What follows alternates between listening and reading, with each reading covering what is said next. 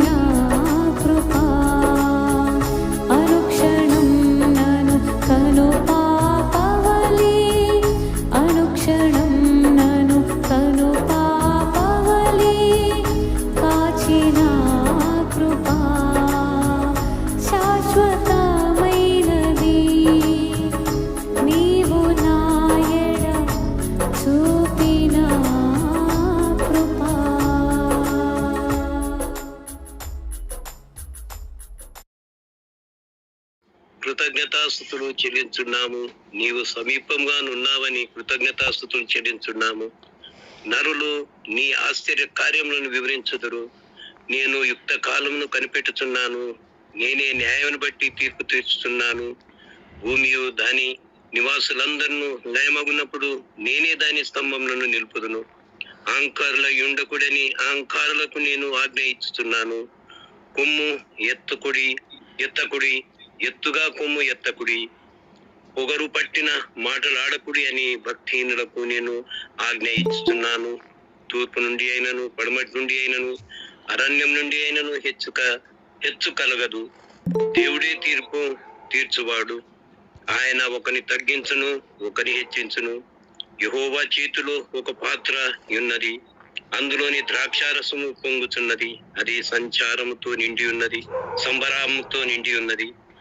ఆయన దానిలోనిది పోయిచున్నాడు. భూమి మీదనున్న భక్తినులందరూ మడ్డితో కూడా దానిని పీల్చి మృంగి వేయవలేను. నేనైతే నిత్యము ఆయన స్తుతిని ప్రచురము చేయుదును. యాకోబు దేవుని నేను నిత్యము కీర్తించెదను. భక్తిహీనుల కొమ్ములన్నిటినీ నేను విరగొట్టెదను. నీతిమంతుల కొమ్ములు హెచ్చింపబడును. Thank you brother. దేవుని నామమునకు మహిమ కలుగును గాక. ఇంతవరకు 73వ కీర్తన, 74వ కీర్తన మనం చూసాం. 73వ కీర్తనలో ఇతరులు క్షేమంగా ఉండడం మత్సరపడ్డాడు. భక్తిహీనులు అనగా భక్తి చేయనటువంటి వారు క్షేమంగా ఉన్నప్పుడు, వారు అభివృద్ధి చెందుతూ ఉన్నప్పుడు మత్సరపడ్డాడు. మత్సరపడి తనను తాను సముదాయించుకున్నాడు. ఎలా సముదాయించుకున్నాడు? ఇదిగో ప్రభువా, వారి అంతం నాకు అర్థమైంది, వారు చివరి దశ నాకు తెలిసిపోయింది, వారు కాళ్ళు జారు చోటనే ఉన్నారు, నా పాదములను నువ్వు జారకుండా తప్పించి ఉన్నావు, నా మరణం నుండి తప్పించి ఉన్నావు, నా కన్నులకు కన్నీరు రాకుండా నువ్వే కాపాడావు. ఇంతగా చేసినటువంటి దేవా, నేను పశుప్రాయాన్ని అయిపోయాను నాయనా, నేను ఒక మృగం ఎలాగ ఆలోచిస్తుందో అలాగ ఆలోచించాను, నన్ను క్షమించు అని చెప్తూ తనను తాను సముదాయించుకున్నాడు. ఏమని? ఆకాశమందు ప్రభువా, నువ్వు తప్ప నాకెవరున్నారు, నువ్వు నాకుండగా లోకంలోనిది ఏది వద్దు ప్రభువా. ఒకవేళ నా శరీరం కుళ్ళిపోయినా, ఒకవేళ నా హృదయం కృషించినా, బాధ వచ్చినా, సాలలో పశువులు ఉన్నా లేకపోయినా, బ్యాంకులో బ్యాలెన్స్ ఉన్నా లేకపోయినా, జేబులో డబ్బులున్నా లేకపోయినా, నిత్యము ప్రభువా నేను నీవు నాకు ఆశ్రయదుర్గంగా ఉన్నావు, నీవు నిత్యము నాకు ఆశ్రయదుర్గంగా ఉన్నావు, నీవే నా స్వాస్యంగా ఉన్నావు, నీవే నా ఆస్తిగా ఉన్నావు. గనుక ప్రభువా నేను నీ పొందు ధన్యకరం అన్నాడు. నీ పొందు అంటే నీ స్నేహం, నీ కౌగిలి, నీ యొక్క సన్నిధి నాకు ధన్యకరం. నేను నిన్ను తప్ప దేన్ని ఆలోచించను అన్నాడు. సరే మంచిది, అక్కడి వరకు అయ్యింది. మళ్ళీ 74వ కీర్తనకు వచ్చాడు. 74వ కీర్తనలోకి వచ్చేటప్పటికి మళ్ళీ అదే ఆశాపు తాను అంటాడు, దేవా నిత్యము మమ్మల్ని విడిచిపెట్టేస్తావా?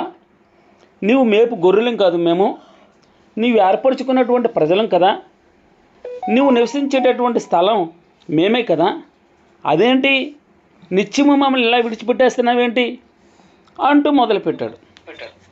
అయింది, అక్కడి వరకు బాగుంది. తాను మరలా సముదాయించుకుంటూ తను స్తుతిస్తూ ఉన్నాడు. ఎలా స్తుతిస్తూ ఉన్నాడు? ప్రభువా, సూర్య చంద్రులు నీవే నిర్మించావు కదా, భూమికి సరిహద్దులు నీవే నిర్మించావు, వేసవి కాలం చలికాలం నీవే కలుగజేశావు. ఇదిగో నీ గువ్వ యొక్క ప్రాణాన్ని నువ్వు కాపాడుతున్నావా. పురాతన కాలం మొదలుకొని దేవుడు నాకు రాజు అయినాడు, దేశంలో మహారక్షణ కలుగజేసిన వాడు నీవే అంటూ సముదాయించుకుంటూ ఉన్నాడు. ఎప్పుడు ఆన్సరిస్తావు అని ప్రశ్న వేశాడు. ప్రభువా నన్ను కాపాడేవాడు నువ్వే, నా రాజు నువ్వే, నా బలం నువ్వే, నాకు మహారక్షణ కలుగజేసేవాడు నీవే అన్నాడు. ఆకాశమందు నువ్వు తప్ప నాకెవరున్నారు, నీవు ఉంటే చాలు ప్రభువా, లోకంలో ఏది నేను అడగను, ఏది నాకు అక్కర్లేదు, నువ్వు ఉంటే సంతృప్తి నాకు. నా శరీరము నా హృదయము క్షీణించిపోయినను దేవుడు నిత్యము నా హృదయమునకు ఆశ్రయదుర్గమును, నా భాగమును, నా శ్వాస భాగమును, నా పానీయ భాగమును, నా భాగమును కాపాడువాడును నీవే. నిన్నే నమ్ముకొని ఉన్నాను, నా దృష్టి అంతా నీ మీద పెట్టుకుంటాను అని 74, 73 కీర్తనలు మనం చూసాం. అయితే 75వ కీర్తన ప్రధాన గాయకునికి అల్ షహేత్ అను రాగం మీద పాడదగినది. ఆసాపు కీర్తన గీతము అని వ్రాయబడింది. 10 వచనాలు ఉన్నాయి.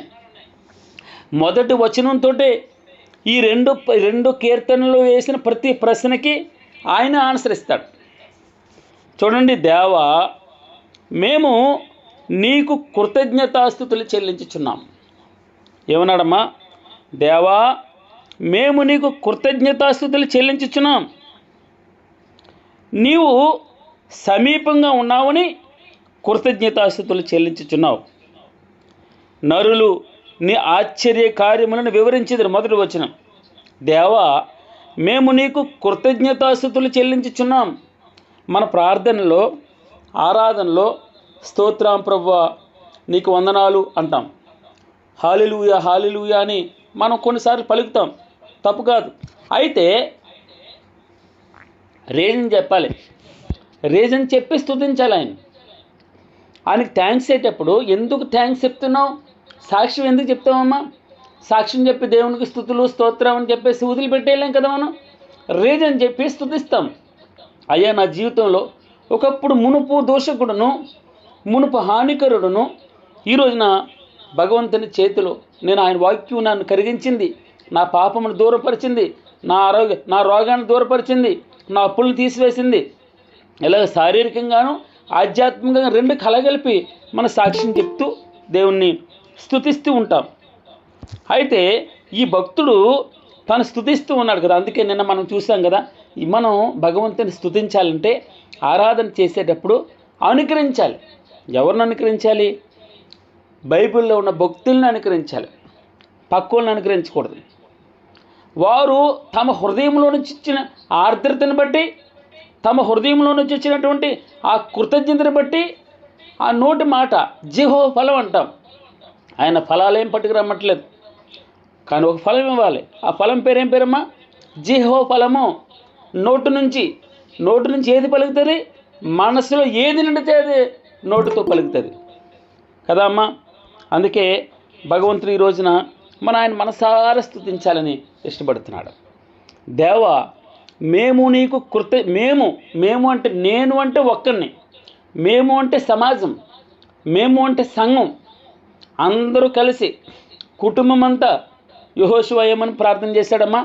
మేమును మా ఇంటి వారు, నేను నా ఇంటి వారు, మీరేమైనా చేసుకొని నాకు సంబంధం లేదు, నేను నా ఇంటి వారు యెహోవాను సేవిస్తాం, ఆయన స్తుతిస్తాం. ఈ చిన్ని సంఘం మనం ఏమనాలి ఇప్పుడు? మేము నీకు కృతజ్ఞతాస్తుతులు చెల్లిస్తున్నాం. ఎందుకు చెల్లిస్తున్నాడట? నీవు సమీపంగానున్నావని. నీవు అంటే కింద ఫుట్ నోట్లు ఏమైనా వ్రాయబడిందమ్మా? నామం. ఆయన నామం, భగవంతుని నామం మనకు దగ్గరగా ఉంది. ఒక మాట మనం చూస్తాం, 59:11 యెషయా గ్రంథం 59:11లో క్షమించండి 1వ వచనంలో, రక్షింపనేరకయున్నట్లు యెహోవా హస్తం కురచి కాలేదు, పొడవైంది, నీ దగ్గరగా ఉంది. నీ ఇంటి పక్కనే ఉన్నాడు ఆయన, నీ ఇంట్లో ఉన్నాడు, నీ ముందర వెనక ఎక్కడ చూసినా.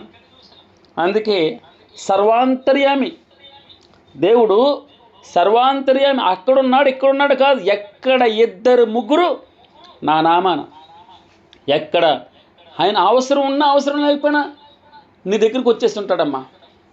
నీ కోసం వెయిట్ చేస్తాడు. మనం అనుకోవచ్చు, అందుకే చులకన మనకి. భగవంతుడు పక్కన ఉంటాడని కొన్నిసార్లు చులకన. కృతజ్ఞతాస్తుతులు చెల్లిస్తున్నాం ప్రభువా, నీవు సమీపంగా ఉన్నావని. ప్రార్థన ఆలకించేవాడా అన్నారు. 65వ అధ్యాయము 2వ వచనం. ఎప్పుడు ఆలకిస్తాడు? రక్షింపనేరకయున్నట్లు యెహోవా హస్తం కురచకాలేదు, విననేరకయున్నట్లు ఆయన చెవులు మందం కాలేదు. రక్షింపనేరకయున్నట్లు యెహోవా హస్తం కురచకాలేదు, ఆయన సమీపంగా ఉన్నాడు, ఆయన దగ్గరున్నాడు, వినే దేవుడు. ఆయన చెవులు మూసుకోలేదు, మందం కాలేదు, తలసరి అవ్వలేదు. ఒకటే సూత్రం, మీ దోషములు మీకును మీ దేవునికి అడ్డంగా ఉన్నాయి. ఎవరు తీసివేసుకోవాలి? ఆ దోషముల కొరకు ప్రభువారు వచ్చాడు. ప్రభువారు దిగొచ్చాడు, దోషములన్నీ తొలగించాడు. ఇప్పుడు మనం ఏం చేయాలి? భగవంతునికి సమీపంగా ఉన్న దేవుడు మన ప్రార్థన వినట్లేదంటే ఆయన చెవులు మందమైనయనా? ఆయన హస్తం కురచయిందనా? కాదు. మన దోషములు మనకి దేవునికి అడ్డంగా ఉన్నాయి. క్రైస్తవ జీవితంలో మారు మనస్సును మించిన టూల్ లేదు. బెస్ట్ టూల్ ఏంటంటే, టూల్ అనగా పరికరం ఏంటో తెలుసమ్మా? మారు మనస్సు, నూతన మనస్సు, పాపమును ఒప్పుకోవడం, ప్రభు దగ్గర మనం ఉన్న స్థితి ఉన్న ఫలంగా ఒప్పుకోవడం. రేపు కాదు, నేడే, ఇప్పుడే మన ఆలోచన చేయాలి. ప్రభువా, ఎక్కడ నీకు నాకు అడ్డంగా ఉన్నది? ఎందుకు నాకు ఆన్సర్ రావట్లేదు? నా మట్టుకి నేను ఆలోచన చేస్తున్నాను. ప్రభువా, కొన్నాంటికి ఆన్సర్స్ ఎందుకు ఆలస్యంగా వస్తున్నాయి? ఎందుకు సమీపంగా ఉన్నామని నీకు కృతజ్ఞత చెల్లిస్తున్నా, అయినా ఆన్సర్స్ రావట్లేదంటే నా దోషమే ప్రభువా, నా పాపమే. నువ్వు సర్వాంతర్యామివి, నువ్వు సర్వజ్ఞానివి, నువ్వు స్తోత్రార్హుడు, నువ్వు సమీపంగా ఉన్నావని నీకు కృతజ్ఞతాస్తుతులు చెల్లించుచున్నాను. ప్రభువా, నరులు నీ ఆశ్చర్య కార్యములను వివరించెదరు.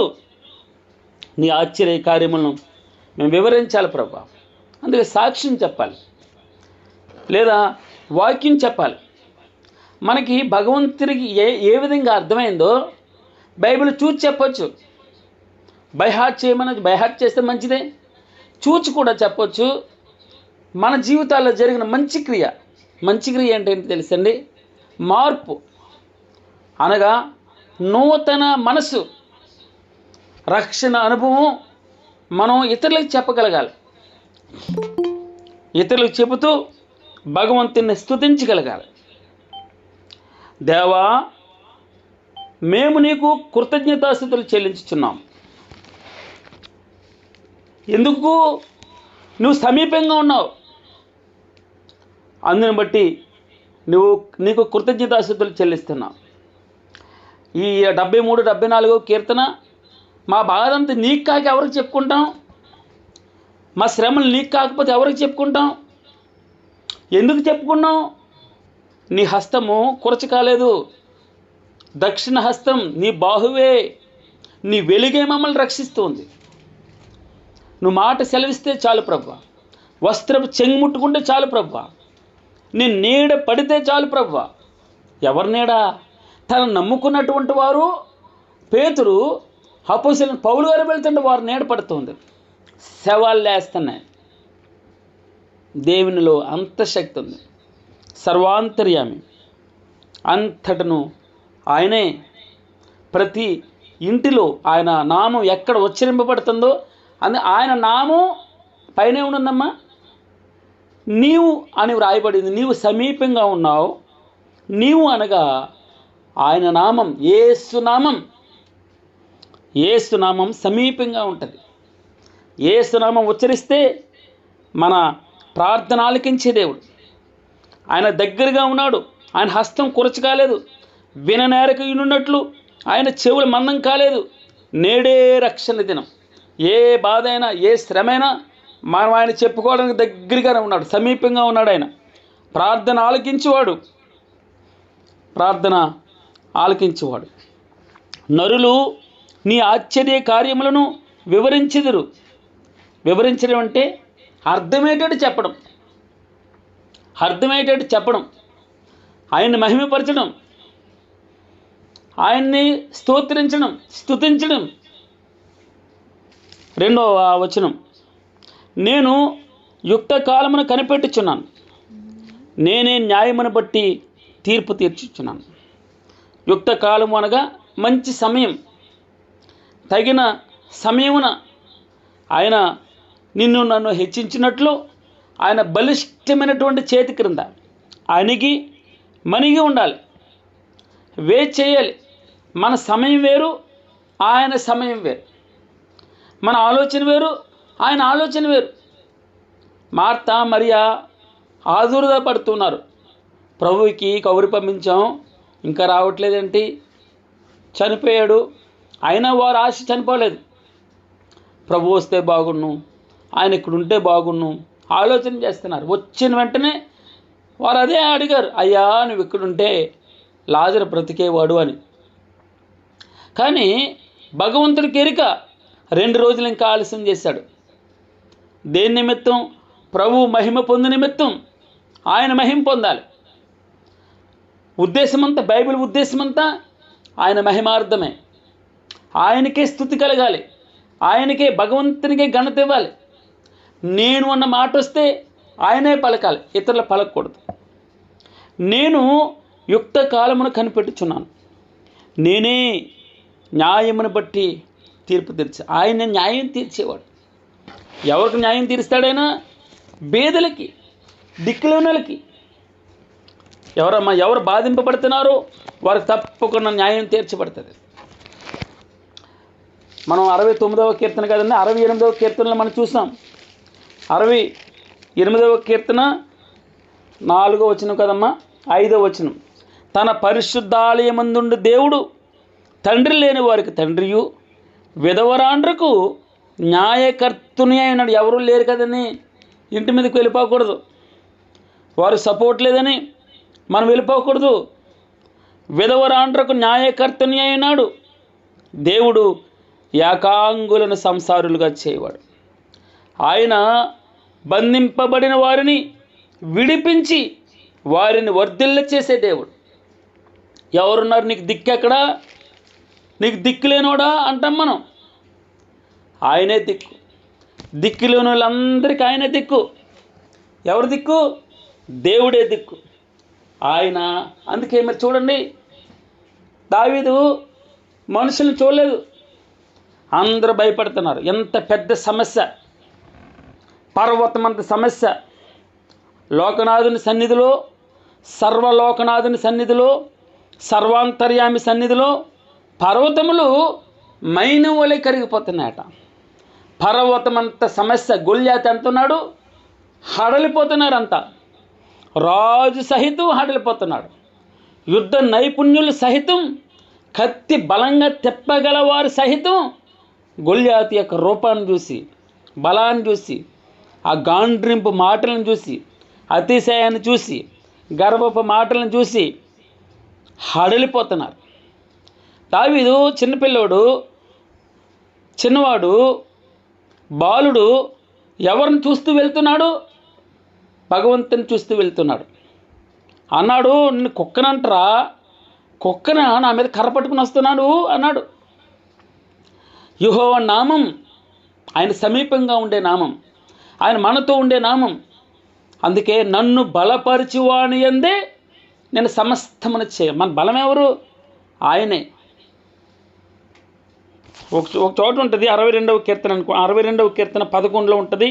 ధనం హెచ్చినా కూడా మీరు లక్ష్య పెట్టద్దు, బలము తనదని ఒకమారు భగవంతుడు చెప్తున్నాడు. 62వ కీర్తన 11వ వచనం. 2 మార్లు ఆ మాట నాకు వినబడును. ఏ మాట?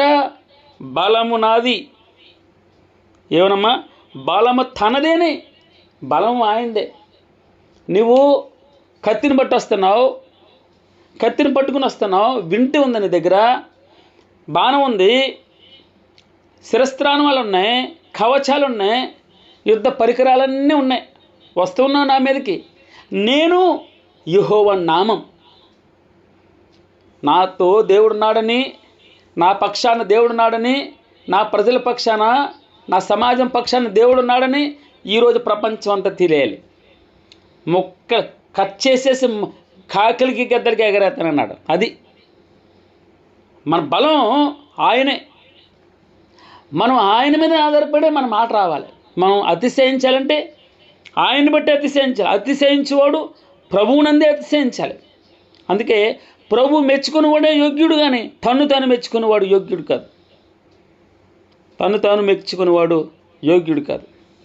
మీరు మీ డంబములు ఎందు అతిశయపడుచున్నారు. యాకోబు పత్రిక 4వ అధ్యాయంలో ఉంటుంది మాట. ఇప్పుడైతే మీరు మీ డంబములు ఎందు మీ బలాన్ని చూసి అతిశయపడుతున్నారు. నేను యుక్త కాలములను కనిపెట్టుచున్నాను, నేనే న్యాయమును బట్టి తీర్పు తీరుస్తున్నాను. స్తోత్రం ప్రభు. 3వ వచనం, భూమియు దాని నివాసులందరూ లయమగినప్పుడు నేనే దాని స్తంభములను నిలుపుదును. ఎంత మంచి మాట అండి. మనం చదువుతూ వెళ్ళిపోతాం, కానీ ఎంత ఆంతర్యం ఉంటుందో తెలుసమ్మా. ప్రతి మాటలోనే వాక్యంలోని భూమియు దాని నివాసులందరూ లయమగినప్పుడు, నా ప్రక్కన 1000 మంది పన్నా, నా కుడి ప్రక్కన 10,000 మంది కూలిన అపాయము నీ ఎద్దుకు రాదు. ఏమన్నాడమ్మా భగవంతుడు? భూమియు దాని నివాసులందరూ లయమగినప్పుడు నేనే దాని స్తంభములను నిలుపుదును. ఏమన్నాడమ్మా?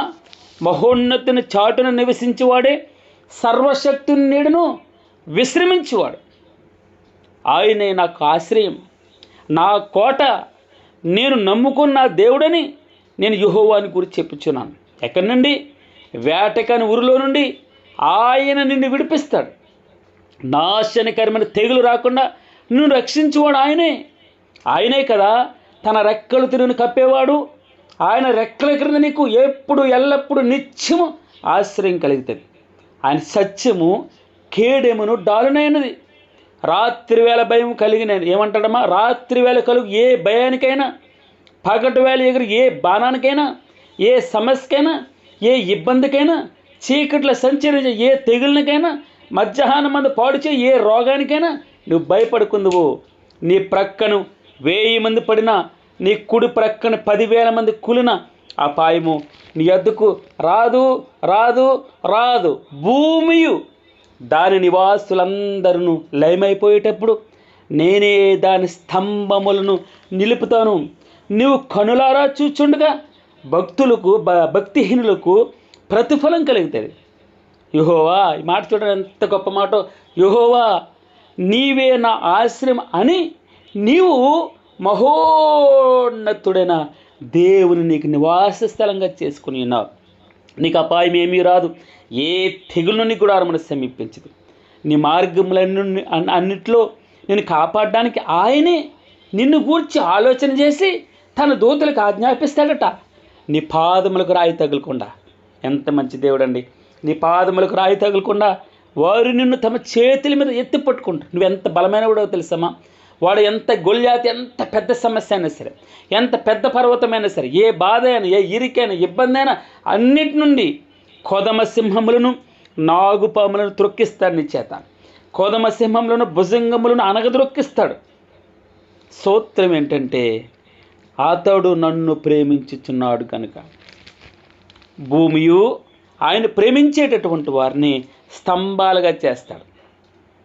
ఎలా చేస్తాడమ్మా? స్తంభాలుగా చేస్తాడట భగవంతుడు. స్తంభములు. గలతీయులకు రాసిన పత్రిక 2వ అధ్యాయం 9వ వచనంలో స్తంభములుగా ఎంచబడిన యాకోబు, కేఫా, యోహాన్ ముగ్గురు గురించి స్తంభాలు అన్నాడు. స్తంభం అంటే ఏంటో తెలుసమ్మా? భూమియు దాని పునాదులు. ఎలాగమ్మా? 3వ వచనంలో భూమియు దాని నివాసులందరూ లయమగినప్పుడు నేనే దాని స్తంభములను నిలుపుతాను. మరలా పునాది అదే ఏ పునాది అంటే ఇది మత్తయి సువార్త కదమ్మా. మత్తయి సువార్త 7వ అధ్యాయము 24వ వచనం ఎవరైనా తీసి సహకరించండి. మత్తయి సువార్త 7వ అధ్యాయము 24వ వచనం ఏమని రాయబడి ఉన్నాం అక్కడ? కాబట్టి ఈ నా మాటలు విని వాడు చెప్పున చేయి ప్రతివాడును. ఎవరమ్మా? కాబట్టి ఈ నా మాటలు విని వాటు చొప్పున చేయు ప్రతివాడును బండ మీద, 2 ఇళ్ళ గురించి చెప్తాడు భగవంతుడు. బండ మీద తన ఇల్లు కట్టుకొనిన బుద్ధిమంతుని పోలియుండును. వాన కురిసింది, ఆ ఇంటికి కూడా కష్టం వచ్చింది, వరదలు వచ్చాయి, గాలి విసిరి ఆ ఇంటి మీద కొట్టెను కానీ దాని పునాది బండ మీద వేయబడను. విశ్వాసమునకు కర్తయు దానిని కొనసాగించువాడినైనా యేసు వైపు చూచుచు. ఎవరి వైపమ్మా? విశ్వాసమునకు కర్తయు దానిని కొనసాగించువాడినైనా యేసు వైపు చూచుచు. మన ముందురున్న పందెపు రంగంలో ఓపికతో పరిగెట్టాలని ప్రభువారు సెలవిస్తూ ఉన్నాడు. ఎంత గొప్ప సాక్షి సమూహం! ఎంత సాక్ష్యమమ్మా, ఎంతమ్మా! ఇంత గొప్ప సాక్షి సమూహం 11వ అధ్యాయంలో వ్రాయబడి ఉంది. హెబ్రీయులకు రాసిన 11వ అధ్యాయంలో మేఘం వలె మనలను ఆవరించి ఉన్నందున మనం కూడా ప్రతి భారమును సులువుగా చిక్కులు పెట్టే పాపమును విడిచిపెట్టి విశ్వాసమునకు కర్తయు, దేన్నటమ్మా? విశ్వాసమునకు కర్తయు దానిని కొనసాగించువాడినైనా యేసు వైపు చూచుచు. యేసు వైపు చూచుచు మన ఎదుట ఉంచబడినటువంటి పందెంలో ఓపికతో పరిగెత్తుదము. ఆయన తన ఎదుట ఉంచబడిన ఆనందం కొరకే అవమానము నిర్లక్ష్యపెట్టి సిలువను సహించి దేవుని సింహాసనం యొక్క కుడి పార్శ్వమున ఆసీనుడై ఉన్నాడు. మీరు అలసట పడకయు మీ ప్రాణములు విసుకకయు ఉండినట్లు పాపాత్ములు తనకు వ్యతిరేకముగా చేసిన తిరస్కారమంతయు ఓర్చుకొనిన యేసుక్రీస్తును తలంచుకొనుడి. ఆయన నీ కొరకు నా కొరకు బాధపడ్డ ఆయనను తలంచుకొనుడి. ఏ అవమానమైనా, ఏ దుఃఖమైనా, ఏ శ్రమ అయినా, మీకు సత్యం తెలుసమ్మా? మీ ఆలోచన ఏంటి? యేసుక్రీస్తు ప్రభువారు 33.5 సంవత్సరాలు ఈ లోకానికి వచ్చి సంతోషించినటువంటి సందర్భం ఏమైనా ఉందమ్మా? ఎప్పుడు కష్టమే కదూ, ఎప్పుడు అవమానమే కదూ, ఎప్పుడు ఆయన్ని నిర్లక్ష్యం చేయలేదా? ప్రతిరోజు అనుభవించి వెంటనే మరలా తృణీకరించలేదు. ఆయనకి ఘనత ఏం రాలేదు. ఆయన్ని ముఖం మీద ఉమ్మేశారు, వీపు మీద గుద్దులే వేశారు, శిరస్సు మీద ముళ్ళ కిరీటం వచ్చింది.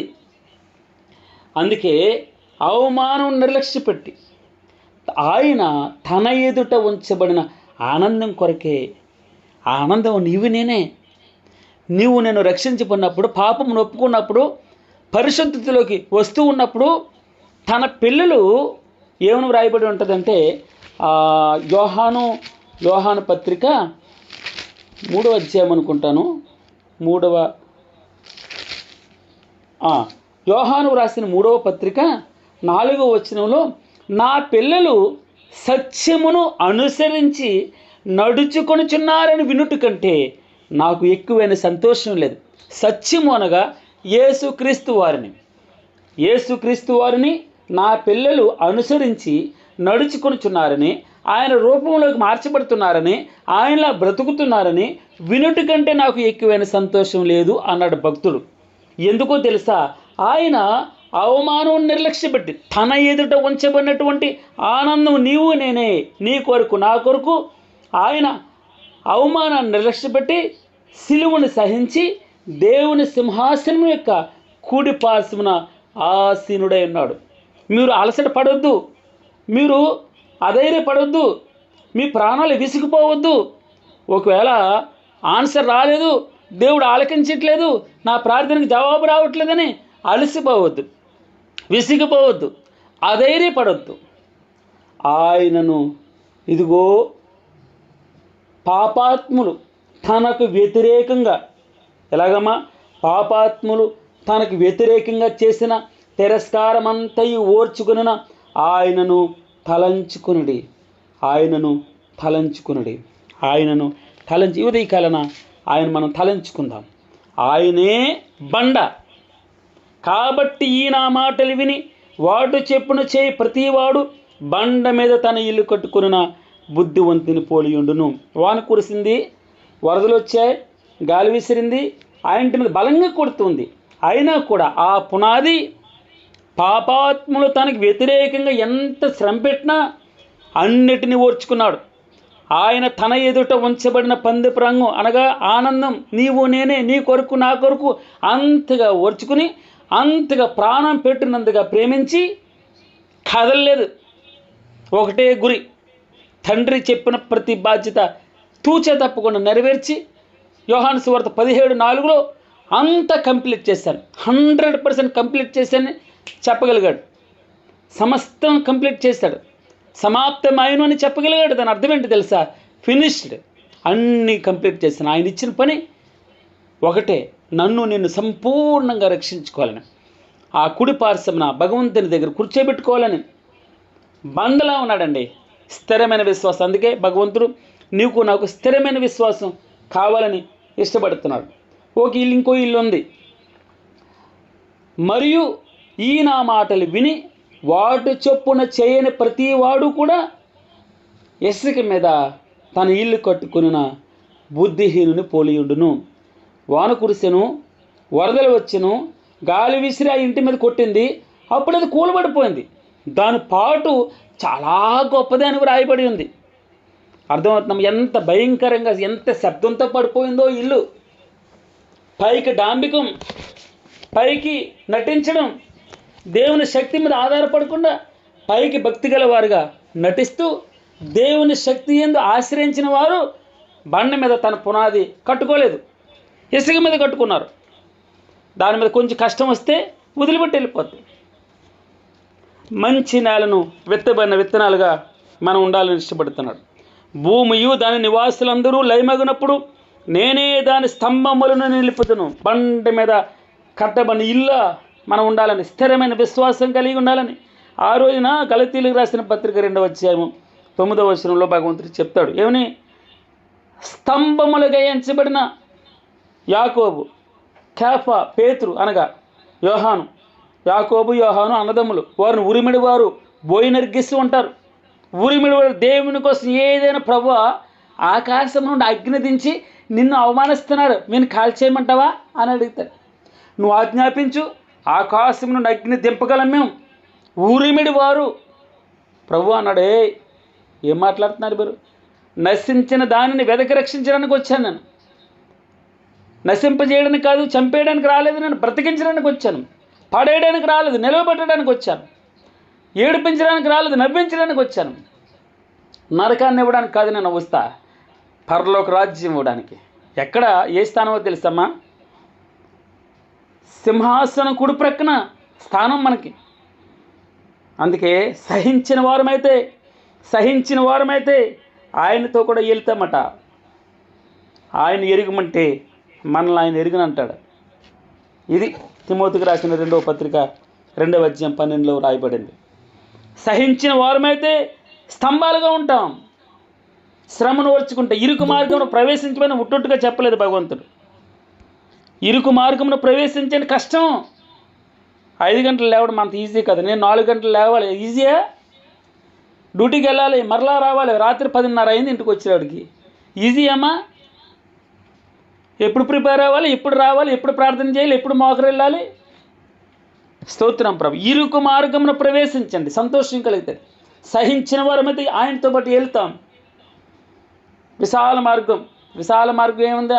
ఆ వాక్యమే కదా, ఎప్పుడైనా వచ్చేదే కదా, ప్రార్థనే కదా, ఏదో కళ్ళు మూసుకుంటే చేసేసేదే కదా. ప్రాక్టీస్. శ్రమ పెట్టేవాడు ఆరోగ్యంగా ఉంటాడు. నాకు అంతకుముందు బాగా కష్టపడి ఉన్నాను. నాకు అంతకుముందు మెయిల్స్ తక్కువ రాసేవాడిని, కంప్యూటర్ మీద పని చేసేవాడిని, తక్కువ పని చేసేవాడిని. ఎప్పుడు షాప్లో రాటు ఇటు ఉంటే అలా పొట్టలేదు. ఎప్పుడైతే కుర్చీలో కూర్చున్నానో సుఖం వచ్చింది, పొట్ట వచ్చింది, కొంచెం బరువు పెరిగాను. అర్థమవుతుందమ్మా? కష్టపడేటటువంటి వాడికి ఆరోగ్యం ఉంటుంది. ఇరుకు మార్గంన ప్రవేశించడం అంటే నీవే నా నివాసం. 91వ కీర్తనలు ఇప్పుడు మనం చూసాం కదా, యెహోవా నీవే నా ఆశ్రయం అని నువ్వు మహోన్నతుడైన దేవుని నివాస స్థలంగా చేసేసుకుంటాడు. కష్టపడతాడు, శ్రమైన ఓర్చుకుంటాడు, ప్రార్థనకి మోకాళ్ళు ఉంటాయి, 2 చేతులు ఆయన వైపు ఉంటాయి. అనేకుల్ని వెలిగించేటప్పుడు కొవ్వొత్తు కరిగిపోతూ ఉంటుంది. మన ఎంబ్లం మీద కొవ్వొత్తు ఒకటి ఉంటుంది, మీరు చూసుంటారు. కింగ్ జీసస్ గాస్పెల్ మినిస్ట్రీస్ ఒక ముద్ర ఉంటుంది. దాంట్లో కొవ్వొత్తు ఉంటుంది. దాని అర్థం ఏంటో తెలుసమ్మా? వెలిగించబడాలి, నువ్వు వెలగాలి, వెలిగించబడాలి, ఇతరుల కొరకు బ్రతకాలి. దాని అర్థం అది. సహించాలి భగవంతుని కొరకు, స్తంభాలుగా ఉండాలి, విశ్వాసం స్థిరంగా ఉండాలి. మనం నమ్మితే పూర్తిగా ప్రభువుని నమ్మాలి, మనుషులు నమ్మద్దు. యాకోబు అనేవాడు బూర, ఈ బూర ఇవ్వాలంది ఇంకొక బూర వస్తుంది. బూరలను నమ్మొద్దు, మనుషుల మీద ఆధారపడద్దు. మనుషులు చెప్పే మాట వాక్యం అయితే నమ్మాలి, అదే తీసుకోవాలి, స్వీకరించుకోవాలి. మనుషులను చూడొద్దు. ఎంత దైవజనుడు, గొప్ప దైవజనుడైనా కూడా భగవంతుని నుంచి నోటి నుంచి వచ్చిన మాటలే పలకగలగాలి. తన సొంత జ్ఞానం, సొంత వాగ్దాటి ఉంది, వాక్చాతుర్యం ఎప్పుడు భగవంతుడు ఇష్టపడ్డు. అపోస్తలుడైన పౌలు గారు కొరింథీయులకు రాసిన పత్రిక అంతా ఇదే మాట. మొదటి పత్రిక మీరు చూడండి. వాక్చాతుర్యం కాదు ప్రభువా, నా మాట కాదు, నా బలం కాదు, నేను బోరని, జస్ట్ నీ మాట పలుకుతానంతే. ఆయన వాక్యమే కార్యం చేస్తుంది. ఆయన వాక్యం ఆరోగ్యాన్ని ఇస్తుంది. ఆయన వాక్యం అప్పుల బాధ నుంచి తీసివేస్తుంది. ఆయన వాక్యం పాపము నుండి దూరం చేస్తుంది. ఆయన వాక్యం ఆరోగ్యాన్ని ఇస్తుంది. ఆయన వాక్యము సమాధానాన్ని ఇస్తుంది. ఆయన వాక్యం గర్భాన్ని ఇస్తుంది. ఆయన వాక్యము ప్రతి సమస్య నుంచి దూరం చేస్తుంది. ఆయన వాక్యం ఆనందాన్ని ఇస్తుంది. నీ వాక్యం ప్రభువా నీ స్వీకరించాలి. మనసులో ఏం పెట్టుకోకూడదు, కల్మషం పెట్టుకోకూడదు. ఆయన వాక్యం వస్తూ ఉన్నప్పుడు సాతానందకర దురాత్మ శక్తులు బయటకు వెళ్ళిపోవాలి. స్తోత్రం ప్రభువా. స్వీకరించగలగాలి, మనం హంబుల్గా ఉండగలగాలి. ఇది నాకేం తెలియదు, ఎంటీని ప్రభు అనాలి. వాక్యం మన దగ్గరికి వచ్చినప్పుడు ఆ వాక్యంను పంపిస్తాడు భగవంతుడు. ఆ వాక్యం నీ ఇంట్లో ఉన్న ప్రతి సమస్యను దూరపరుస్తాడు. నీ ఒంటిలో ఉన్న ప్రతి రోగాన్ని దూరపరుస్తాడు. ఆ వాక్యమును పంపించి ఆరోగ్యాన్ని ఇచ్చే దేవుడు. ఆ వాక్యాన్ని పంపించి నీ ఇంటి నిండా సంతోషాన్ని ఇచ్చే దేవుడు. నీకు కాపలా కాసేటటువంటి దేవుడు. నీ చుట్టూ కంచి వేసేటటువంటి దేవుడు. భగవంతుని యొక్క రక్షణ. మరల ఉదయకాలం లేచి ఆయన స్తుతించగలుగుతున్నాం. భూమియు దాని నివాసులందరూ లయమైపోయినప్పుడు నేనే దాని స్తంభమును నిలుపుతాను. 4వ వచనం. అహంకారులై ఉండకడని అహంకారులకు నేను ఆజ్ఞయించుచున్నాను. ఎవరికి ఇస్తున్నాడమ్మా? అహంకారులే ఉండొద్దని అహంకారులకు నేను ఆజ్ఞయించుచున్నాను. ఎందుకో తెలుసా? బలం నాది. ఆయన కీర్తన 62:11లో ధనం హెచ్చినా కూడా లక్ష్య పెట్టొద్దు, బలం ఉందని లక్ష్య పెట్టొద్దు, అందం ఉందని లక్ష్య పెట్టొద్దు. కొద్ది రోజుల తర్వాత ముడతలు పడతాయి, కొద్ది రోజుల తర్వాత చెదలు పడతాయి. నీకు డబ్బుండి ఉపయోగం ఉండదు. నీకు డబ్బుండి ఆరోగ్యాన్ని, అందుకే ఒక అతను అంటాడు, రాత్రి మేము వస్తూ ఉంటే ఆరోగ్యాన్ని మించిన సంతోషం లేదే. మనిషి ఆరోగ్యంగా ఉండడం, తిన్న 2 ముద్దలు అరగడం, కాలకృత్యాలు తీర్చుకోవడం, మరలా ఫ్రెష్గా అవ్వడం. నిజంగా అవునండి. మనం ఎప్పుడైనా టాయిలెట్లోకి వెళ్ళినప్పుడు ఉమ్ము వేయకూడదట. భగవంతుడు ఇచ్చేటటువంటిది ఎప్పుడు అసహించుకోకూడదు. ఆయన ఇది ఒక ప్రక్రియ, క్రియ. అందుకే భగవంతుడు ధనం హెచ్చినా లక్ష్య పెట్టద్దు దాని మీద. బలము తనదని ఒకమారు సెలవిస్తున్నాడు సుమా, 2 మార్లు ఆయన సెలవిస్తున్నాడు. జ్ఞాపకం పెట్టుకున్నాము. బలం ఆయనదే. మనం హంబుల్గా ఉండాలి ఆయన దగ్గర, అణిగి మనకు ఉండాలి. ఒకవేళ ధనవంతుడు తనకు కలిగిన దశను బట్టి అతిశయించాలి. నా బలం, నా గొప్పతనం, నా జ్ఞానం, నేనండి కష్టార్జితం అండి, రక్తం చెమటోడ్చి సంపాదించానండి కాదు కదా. భగవంతుడు కృప చూపించాడు. నేను కూడా ఒక రోజుని కోతకి వెళ్ళాను. కోతకి వెళితే కరెక్ట్గా 12 గంటలకు కళ్ళు తిరిగిపోయినాయి. నాకు కొయ్యలేకపోయాను. మా అమ్మ అందరూ ఉన్నారు, కోతకు వస్తూ ఉన్నారు. అయితే నాకు కళ్ళు తిరిగిపోయి నేను ఇంక కొయ్యలేకపోతున్నాను. అంత గేకరంగా ఎండ తగిలింది. అప్పుడు ఇంటికి వెళ్ళిపోయాను. నేను అనుకున్నాను ఉదయం వెళ్ళేటప్పుడు నేను కూడా చేసేయగలను, నేను కూడా కొయ్యగలను అనుకున్నాను. కానీ 4 గంటలు కోసేటప్పటికి ఎండ సుర్రమని తగిలింది, కళ్ళు తిరిగి పడిపోయాను. హాఫ్ డే ఇచ్చారు. ఆ రోజుల్లో 80 రూపాయలు అంత ఇచ్చేవారు కూలి. 40 రూపాయలు ఇచ్చాడు దోశ అని ఆయన తీసుకెళ్ళినటువంటి వ్యక్తి. అంటే నేను ఎందుకు చెప్తున్నానంటే, బలం నాది, నేను ఏదైనా చేయగలను అనుకోకూడదు. ఆయనదే, ఆయనే బలం. నన్ను బలపరచువాని అందే నేను సమస్తమును చేయగలను అని అనుకోవాలి. మన శక్తి కాదు సుమా, మన బలం కాదు. బలము తనదని ఆయన ఒకమారు సెలవిస్తున్నాడు, 2 మార్లు ఆయన సెలవిస్తున్నాడు. బలం ఆయనదే. ఆయన మీదే మనం అతిశయించాలి. అతిశయించేవాడు ప్రభువునందే అతిశయించాలి. అహంకారులై ఉండొద్దు, అహంకారులకు నేను ఆజ్ఞయించుచున్నాను. కొమ్ము ఎత్తుకుడి, ఎత్తుగా కొమ్ము ఎత్తొద్దు, పొగరు పట్టిన మాటలాడొద్దు, అని భక్తిహీనులకు నేను ఆజ్ఞయించుచున్నాను. కొమ్ములు అంట, వీడు కొమ్ములు వచ్చినాయి రో అంటారు. కొమ్ములు అంటే ఏంటి? నిన్నటి వరకు దీనంగా మాట్లాడాడు, నిన్నటి వరకు దాన్ని ఏమంటారు, పేదరికం ఉండేది, చాలా హంబులుగా ఉండేవాడు, అసలు ఏం మాట్లాడేవాడు కదా. ఈరోజు గర్వపు మాటలు మాట్లాడుతున్నాడు.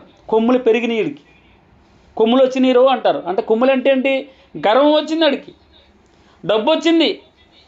నిన్నటి వరకు ఒకలాగా ఉన్నాడు, ఇప్పుడు సడన్గా మారిపోయాడు, రాత్రికి రాత్రి మారిపోయాడు. నిన్నటి వరకు ఒకలాగా ఉన్నాడు, ఇప్పుడు ఉద్యోగం వచ్చింది, ప్రమోషన్ వచ్చింది, మారిపోయాడు. ఇదేంట్రా అనుకుంటాం మనం. వాడికి ఏమొచ్చినాయంట? కొమ్ములు వచ్చాయి.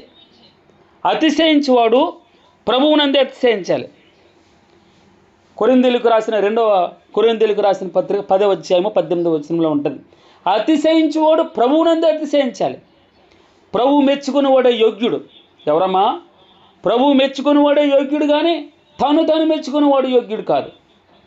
అందుకే యాకోబు పత్రిక 4:15 అంటాడు కదా, గనుక ఆ ఊరు వెళ్ళిపోయి సంపాదిద్దాం, ఈ ఊరు వెళ్ళి సంపాదిద్దాం, నాకంటే ధనవంతుడు గొప్పోళ్ళు లేడు అని నువ్వు అనుకుంటున్నావేమో. ప్రభువు చిత్తమైతేనే మనం బ్రతికి ఉండి అది ఇది చేతమని చెప్పుకోవాలి. ఒకవేళ అలాగని కాకుండా ఆయన మీద ఆధారపడలేదంటే మీరు మీ డంబములేందు అతిశయపడుతున్నారు. ఇట్టి అతిశయం చెడ్డది అన్నాడు భగవంతుడు. ఇట్టి అతిశయం చెడ్డది అంటాడు. కొమ్ములు పెరిగిపోకూడదు. మనం ఎంత ఎదిగితే అంత దీనులుగా ఉండాలి ప్రభువు దగ్గర. ఇది నీవిచ్చింది ప్రభా, ఈ బలం నీది, ఈ జ్ఞానం నీది, ఈ డబ్బు నీది, ఈ ఉద్యోగం నీది.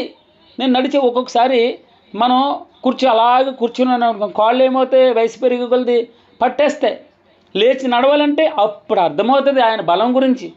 ప్రభువా దయతో క్షమించు అని అడుగుతాం మనం.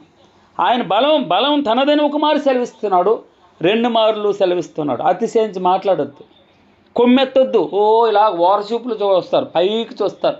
కళ్ళు పైకెక్కిపోయినారు నీకు, కన్నులు నెత్తి మీదకి ఎక్కిన తరం కలదంట. సామెతల గ్రంథంలో ఉంటుంది. కన్నులు నెత్తి మీదకి ఎక్కి అంటే పైన చూస్తాడు, కింద కనబడదు, హలో తన్నుకుంటూ వెళ్ళిపోతూ ఉంటాడు. చిన్నోడ కనపడ్డు, అప్పుడు వరకు ఆడే వీడికి అప్పిస్తాడు, అప్పటి వరకు వాడే అన్నం పెడతాడు, మర్చిపోతాడు. కృతజ్ఞత లేని వారు ఎడల అంటాడు కదనా, కృతజ్ఞత లేని వారి ఎడలను దుష్టుల ఎడలను ఆయన ఉపకారి అయి ఉన్నాడు. మనం కూడా అనేక సార్లు కృతజ్ఞత లేని వారుగా ఉంటాం, దుష్టులుగా మారిపోయి పైకి చూస్తూ ఉంటాం, కనులు పైకే కనబడతాయి. మన పక్కన ఉన్న మన తండ్రి పేరు చెప్పుకోవడం కూడా ఇష్టపడం. ఒక్కొక్కసారి మనకి బాగా అందంగా ఉన్నవారు, టిప్ టాప్గా ఉన్నవారు, వారితో ఎక్కువ స్నేహం చేయడానికి ఇష్టపడతాం. మన కొమ్ములు అలాగుంటాయి. కొమ్ము ఎత్తొద్దు, ఎత్తుగా కొమ్ము ఎత్తకుడి, పొగరు పట్టిన మాట్లాడొద్దు అని భక్తిహీనుడికి వస్తాయి ఇవన్నీ. భగవంతుని మీద ఆధారపడినవాడికి, దేవుని బలం మీద ఆధారపడిన వాడికి ఇవన్నీ వస్తాయి. కొమ్ము ఎత్తుతాడు వాడు. 6వ వచనం, తూర్పు నుండి అయినను, పడబట్టి నుండి అయినను, అరణ్యము నుండి అయినను హెచ్చు కలగదు. ఒకడు హెచ్చింపబడాలంటే, ఒకడు ప్రమోషన్ రావాలంటే వాడికి కింద వ్రాయబడి ఉంటుంది, తూర్పు నుండి అయినను, పడమటు నుండి అయినను, అరణ్యము నుండి అయినను హెచ్చు కలగదు. దేవుడే తీర్పు తీర్చేవాడు. ఆయన ఒకరిని తగ్గించును, ఒకడు హెచ్చించును. 7వ వచనం, ఆయనే హెచ్చించేవాడు, ఆయనే తగ్గించేవాడు. ఆయన కాలములను, దానియేలు గ్రంథం 2వ అధ్యాయం 21వ వచనంలో ఉంటుంది మాట. ఆయన కాలములను సమయములను మార్చివాడై ఉండి, నేను గొప్పోడని, మేమే పెద్దవాళ్ళమని బాబేలు గోపురం పెద్దగా కడుతున్నారు, ఆకాశం అంటుతూ ఉందట. మా అంతటి మేమే చేసేసుకోవాలి, మా అంతటి మేమే పరలోక రాజ్యానికి వెళ్ళాలి. ఇంకా మమ్మల్ని మించినటువంటి వారు ఎవరు ఉండకూడదు లోకంలో. నేనే అంటే గర్వం. మరణానికి ముందే నడిచేది గర్వం. ఇది ఎవడన్నా గర్వపడుతున్నాడు అంటే దాని అర్థం ఏంటి? నాశనం వచ్చిందిరా వీడికని. అందుకే ఆయన కాలములను సమయములను మార్చివాడే ఉండి రాజులను త్రోసివేయచ్చు, నియమించుచు ఉన్నవాడు ఆయనే. ఆయన కాలములను సమయములను మార్చేవాడు. తారుమారు చేస్తాడు. బాబేలు అంటే ఏంటమ్మా? తారుమారు. ఈడి మాట వాడికి అర్థం అవ్వట్లేదు, వాడి మాట వీడికి అర్థం అవ్వట్లేదు. ఇప్పుడు నీ గొప్పతనం చెబితే అర్థమవుతుంది, నీ గొప్పతనం చెబితే నువ్వు చెప్పడానికి భాషే లేదు అక్కడ. ఆ భాష అర్థమైన వారు ఎవరు లేరు. ఇప్పుడు వేరే దేశానికి వెళ్ళామనుకోండి, నీ గురించి చెప్పుకోవాలంటే ఏం చెప్పుకోవచ్చు? చెప్పుకోవడానికి ఏముండదు. చెప్పుకోవాలని ఉన్నా కూడా భాష రాదు, వాడికి అర్థం కాదు ఏం చెప్పినా. ఆహా ఓహో అంటూ ఉంటాడు అంతే. అర్థమవుతుందమ్మా? అందుకే దేవుడే తీర్పు తీర్చుకోడు. ఆయన ఒకరిని తగ్గిస్తాడు, తగ్గించాలన్నా ఆయనే, హెచ్చించాలన్నా ఆయనే మార్చేవాడు, పరిస్థితులు మార్చాడు. శూన్యంలో సమస్తమును ఏర్పాటు చేశాడు. చీకటిని ఎలా అమ్మ, చీకటిని వెలుగుగా మార్చేవాడు ఆయనే. చీకటిని వెలుగుగా మార్చగల దేవుడు, అన్నిటి పరిస్థితులు తారుమారు చేసేటటువంటి దేవుడు. అప్పుడు వరకు వెచ్చలవిడిగా కుప్పకూలిపోతారు ఒక్కొక్కసారి. అప్పటి వరకు కోట్లతో ఉంటారు. జైలు గోడలు లెక్క పెడతారు. మీకు తెలుసమ్మా, ఎంతోమంది అనిల్ అంబానీ అని ఒక ఆయన ఉన్నాడు. అప్పటి వరకు చాలా అదిగా ఉండేవాడు, కానీ కుప్పకూలిపోయాడు. ఇన్ని అప్పులా. ఒక రోజుని సత్యం రామలింగరాజు అని ఒక ఆయన మనకు తెలుసు. ఆయన సత్యం కంప్యూటర్స్లో నేను ఉద్యోగం చేయలేను, ఎన్నో కలలు కనేవారు. నేను కూడా ఆలోచన చేశాను, సత్యం కంప్యూటర్లో ఉద్యోగం సంపాదించాలని చాలా ప్రయత్నం చేశాను. అవలేదు, కష్టం, అది మనం చేయలేం. కానీ అయితే ఆ సత్యం రామలింగరాజు ఒక రోజుని మైటాస్, సత్యం అంటే తిరగేశాడు, SATYAM, దాన్ని వాళ్ళ కొడుకులు తిరగేశారు. మైటాస్ అని ఒక కన్స్ట్రక్షన్ కంపెనీ పెట్టారు. కంపెనీ పెట్టి ఇందులో ఉన్న డబ్బంతా తీసుకెళ్ళిపోయి అందులోకి దాచిపెట్టారు. దాంట్లోకి ట్రాన్స్ఫర్ చేశారు. కుప్పకూలిపోయినాయి, షేర్స్ పడిపోయినాయి. అప్పటి వరకు పెద్ద ధనవంతుడండి. ఆయన పక్కన కూర్చోవాలని చంద్రబాబు నాయుడు తహతహలాడేవాడు. బిల్ గేట్స్ని తీసుకొచ్చాడు. హైదరాబాద్లో మీటింగ్ పెట్టారు, మీకు తెలిసే తెలియదు. అలాంటి సత్యం రామలింగరాజు కుప్పకూలిపోయాడు. ఆయన కాలములను సమయములను మార్చివాడై ఉండి రాజులను త్రోసివేస్తాడు. ఆయనే ఎక్కడమ్మా, గొర్రెలను కాసుకునే దావీదుని తీసుకెళ్లి సింహాసనం మీద కూర్చోబెట్టాడు. బానిస ఐగుప్తు దేశం మీద, దేశం కాని దేశం రాజుగా, ప్రధానమంత్రిగా. రాజు అన్నాడు, నేను రాజు మాత్రంగా ఉంటాను, అంతే, పేరుకి మాత్రమే. వాడు కాలు ఎత్తాలన్నా, వాడు చెయ్యెత్తాలన్నా నీ అనుమతి లేకుండా జరగదు. యోసేపుకి అంత ఆధిక్యత ఇచ్చాడు. ఆయన కాలములను సమయములను మార్చివాడే ఉండి రాజులను త్రోసివేస్తాడు, నియమిస్తాడు. ఆయన వివేకములకు వివేకాన్ని ఇస్తాడు, జ్ఞానులకు జ్ఞానం అనుగ్రహిస్తాడు. ఆయనే ఒకరిని హెచ్చించాలన్నా తగ్గించాలన్నా. అందుకే తగిన సమయమున, యుక్త కాలమున ఆయన ఇచ్చే ఆన్సర్ కొరకు అణిగి ఆయన దగ్గర కనిపెట్టాలి. మంచిది. 8 యెహోవా చేతిలో ఒక పాత్ర ఉన్నది, అందులోని ద్రాక్షారసము పొంగుచున్నది, అది సంభారముతో నిండి ఉన్నది, ఆయన దానిలోనిది పోయిచున్నాడు. భూమి మీదనున్న భక్తిహీనులందరూ మడ్డితో కూడా దానిని పీల్చి మింగివేయవలను. ఒక సమయంలో ఎవరన్నా ఉరి తీయాలంటే ఆయా కాలాల్లో ఉరి తీసే ముందు ద్రాక్షారసం త్రాగించేవారు, మొత్తం ముందు పెట్టాలి. ఆ బాధలో అందుకే యేసుప్రభు వారు కూడా సిలువ మీద ఉన్నప్పుడు చివరి దశలో చిరక అందిస్తారు. ఆ చిరక చేదుగా ఉందట, చేదైన ద్రాక్షారసం. అనగా ఆ బాధకి నొప్పుల బాధ లేకుండా చచ్చిపోవాలని వారి ఉద్దేశం. భగవంతుడు నీ కొరకు నా కొరకు నొప్పులు లేకుండా చనిపోవాలని ఇష్టపడలేదు. నొప్పిని భరిస్తూనే, ఆ గాయాలను భరిస్తూనే పీల్చి వేస్తున్నాయండి. చిన్న ముళ్ళు గుచ్చుకుంటేనే విలవల్లాడిపోతాం మనం. 2 మేకల మీద వేలాడపడుతున్నాడు. ఒక మేక మీద సపోర్ట్ ఇచ్చారు, 3 మేకల మీద వేలాడబడ్డాడు భగవంతుడు. ఆయన చేదు ద్రాక్షారసాన్ని త్రాగలేదు. నీ కొరకు నా కొరకు మొత్తుగా ఉండి బాధలు తెలియకుండా, ఆ నొప్పి తెలియకుండా చనిపోవడాలని ఇష్టపడలేదు. ద్రాక్షారసం అంటే ఇక్కడ ఉగ్రతకి మనకు అర్థమవుతుంది. ఉగ్రత, యెహోవా చేతిలో ఒక పాత్ర ఉంది, అది ఉగ్రత పాత్రే. అందులోని ద్రాక్షారసం పొంగొచ్చు ఉంది, నరులకు త్రాగిస్తూ ఉన్నాడు. మత్తులుగా డ్రగ్స్కి అలవాటైన వాళ్ళు, మందులు తాగని అన్నాడు.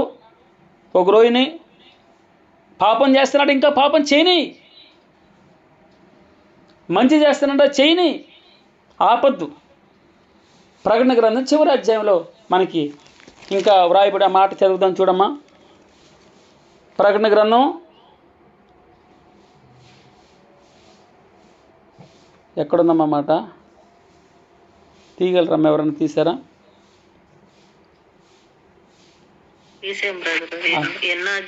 22వ అధ్యాయం అమ్మా, చివరిలో ఒకటి ఉంటుంది.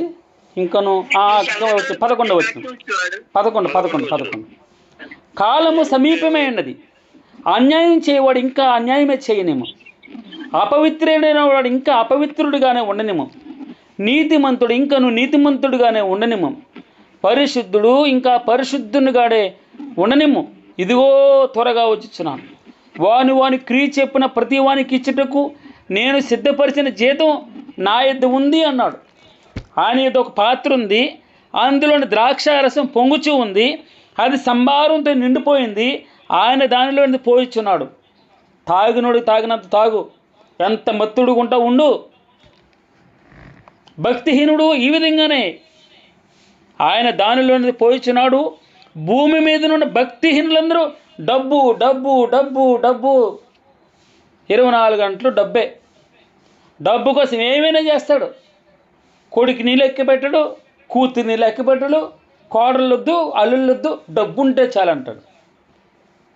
మాకు తెలిసి ఒక ఆయన ఉండేవాడు, మొక్క ఆ మొక్క వేయండి, ఈ మొక్క వేయండి, అక్కడ వేయండి, రే అక్కడ ఖాళీ ఉందిరా, స్థలం ఖాళీ ఉందిరా, అరే పెరగాలరా, కొబ్బరికాయలు పడాలరా, డబ్బులు రావాలరా, డబ్బులు సంపాదించాలి, ఇప్పుడు సంపాదించకపోతే ఎప్పుడు సంపాదిస్తారా.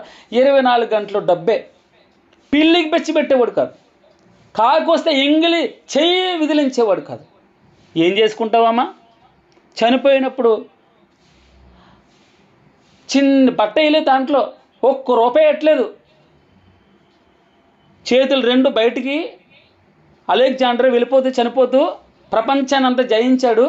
అందరూ అనుకుంటున్నారు, అరే ప్రపంచం అంతా జయించినోడు కోట్లు బంగారం దాంట్లో వేస్తాడని అనుకున్నారు. అన్నాడు. ముందు చనిపోయేటప్పుడు ఈ శవ పెట్టుకుంటుంది కదా, దానికి 2 హోళ్ళు పెట్టు, ఆ 2 హోల్లో నుంచి నా చేతులు బయటికి పెట్టు, నన్ను తీసుకువెళ్తున్నప్పుడు నా చేతులు ఊగాలి.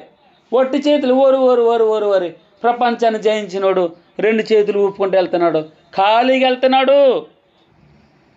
యెహోవా చేతిలో ఒక పాత్ర ఉంది, అందులోని ద్రాక్షారసం పొంగుతూ ఉంది, అది సంభారంతో నిండి ఉంది, నువ్వెంతైనా తాగు. ఎంతైనా మడ్డితో కూడా పీల్చేస్తారట.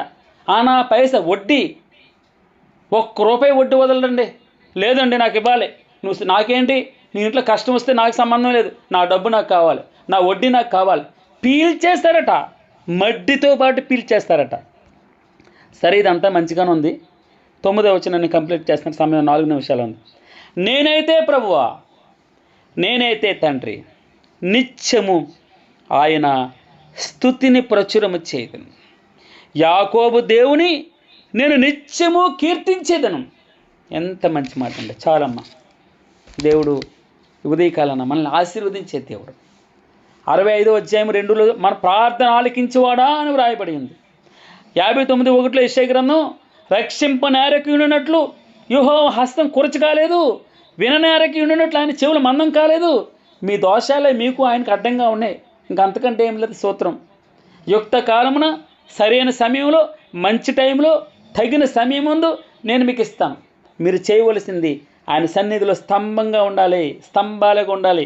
యాకోబు, కేఫా, యోహాను ఏ విధంగా బాధ వచ్చినా కష్టం వచ్చినా భగవంతుని అంటి పెట్టుకుని ఉన్నారో అలాగే మీరు స్తంభాలుగా ఉండాలి. స్థిరమైన పునాది బండ మీద కట్టబడాలి. యేసు క్రీస్తు వారి మీద కట్టబడాలి. మీరు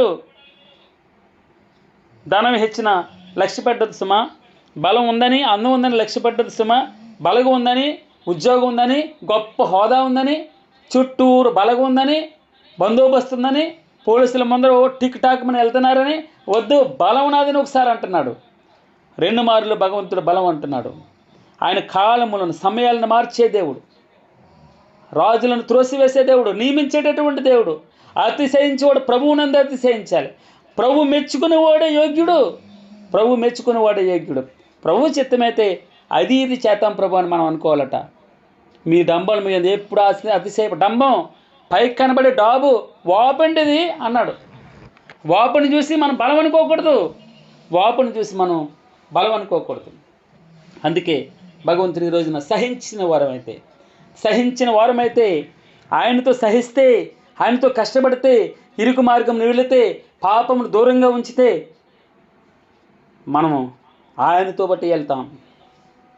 ఒకవేళ ఆయన ఎరుగమంటే మనల్ని ఆయన అన్నాడు, నేను మిమ్మల్ని ఎరుగును అంటాడట. సహించిన వారమైతే ఆయనతో కూడా ఏలుతాం. 2 తిమోతి 2:12 ఉన్నది మాట. సహించిన వారమైతే ఆయనతో కూడా ఏలుతాం. ఆయనను ఎరుగుమంటే మనలను ఆయన ఎరుగను అని అంటాడట. నేనైతే ప్రభువా నిత్యము నీ స్తుతిని ప్రచురం చేస్తాను. యాకోబు దేవుని నేను నిత్యము కీర్తిస్తాను. నేను నిన్ను కీర్తిస్తాను. భక్తిహీనుల కొమ్ములన్నిటినీ నేను విరగ్గొడతాను. చూడండి, చివరి మాట అయిపోయింది, 10వ వచనం. భక్తిహీనుల కొమ్ములన్నిటినీ నేను విరగ్గొడతాను, గర్వాన్ని చేస్తాను. ఆడికి పైకి చూశాడు, ఇవన్నీ నేను కట్టినవి కదా, ఈ బిల్డింగ్లన్నీ నేను కట్టలేదు, ఈ డబ్బంతా నేను సంపాదించింది కాదు, ఏముందా, ఏం సుందరమైన భవనాలు అనుకుంటున్నాడు నెబుకద్నెజరు. గడ్డి మేయించాడు. ఏం చేయిస్తాడమ్మా? గడ్డి మేయించాడు, వర్షానికి తడిశాడు, మంచుకి తడిశాడు, ఎండకి ఎండాడు, పశువులాగా మార్చేశాడు దేవుడు. ఆయన కాలములను సమయములను మార్చివాడేయండి. నిన్నటి వరకు అరే బలే ఉండేదిరా అనుకునేవాళ్ళు. భక్తిహీనుల కొమ్ములన్నిటిని నేను విరగ్గొడతాను, నీతిమంతుల కొమ్ములను హెచ్చిస్తాను. తన్ను తాను హెచ్చించి తన్ను తాను తగ్గించుకునేవాడు హెచ్చింపబడతాడు. అందుకే చివరికి ఒక మాట చెప్పి నేను ముగిస్తాను.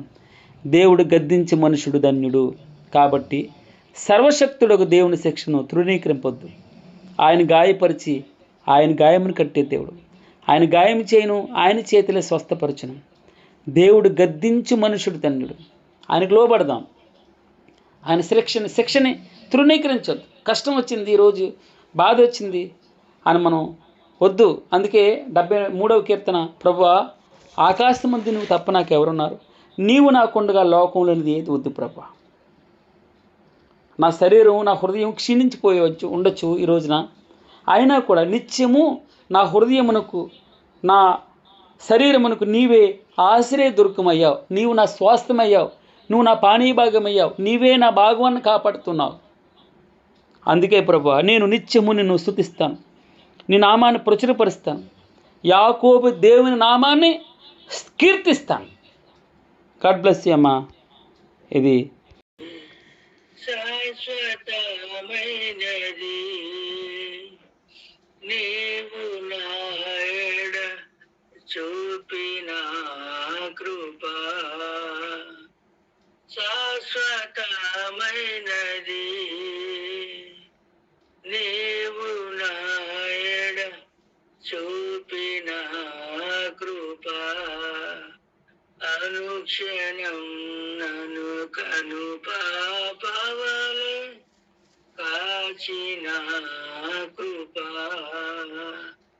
అనుక్షణం నన్ను కను పాపవలె కాచిన కృప, శాశ్వతమైనది